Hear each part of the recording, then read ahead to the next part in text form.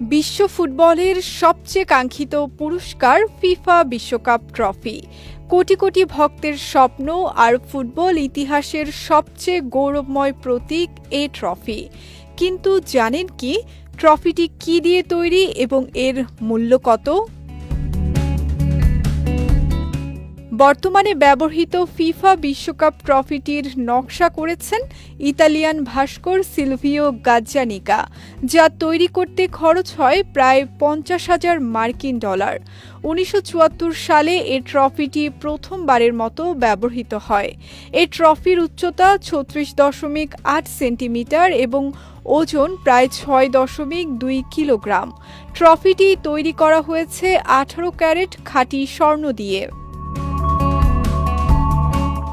তবে এটি পুরোপুরি কঠিন স্বর্ণের নয়, ভেতরে ফাঁপা কাঠামোর ওপর স্বর্ণের আবরণ ব্যবহার করা হয়েছে যাতে ওজন নিয়ন্ত্রণে থাকে।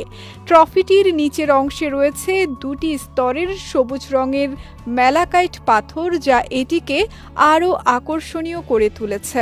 এর নকশায় দেখা যায় পৃথিবীকে দুই হাতে তুলে ধরেছে দুই মানবাকৃতি। এটি বিজয়, ঐক্য এবং বিশ্ব ফুটবলের সর্বোচ্চ অর্জনের প্রতীক হিসেবে বিবেচিত হয়।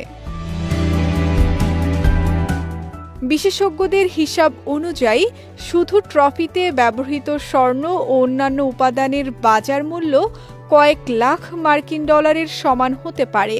বিভিন্ন আন্তর্জাতিক সূত্রের অনুমান, ট্রফিটির মোট মূল্য প্রায় 2 থেকে 2,50,00,000 মার্কিন ডলারের মধ্যে, অর্থাৎ বাংলাদেশি মুদ্রায় 25 থেকে 30 কোটি টাকারও বেশি। অনেকের ধারণা বিশ্বকাপ জয়ী দল ট্রফিটি চিরদিনের জন্য নিজেদের কাছে রাখে। বাস্তবে তা নয়। আসল ট্রফিটি ফিফার মালিকানায় থাকে। চ্যাম্পিয়ন দল পুরস্কার বিতরণী অনুষ্ঠানে আসল ট্রফি হাতে তুললেও পরে সেটি ফিফার কাছে ফেরত দিতে হয়।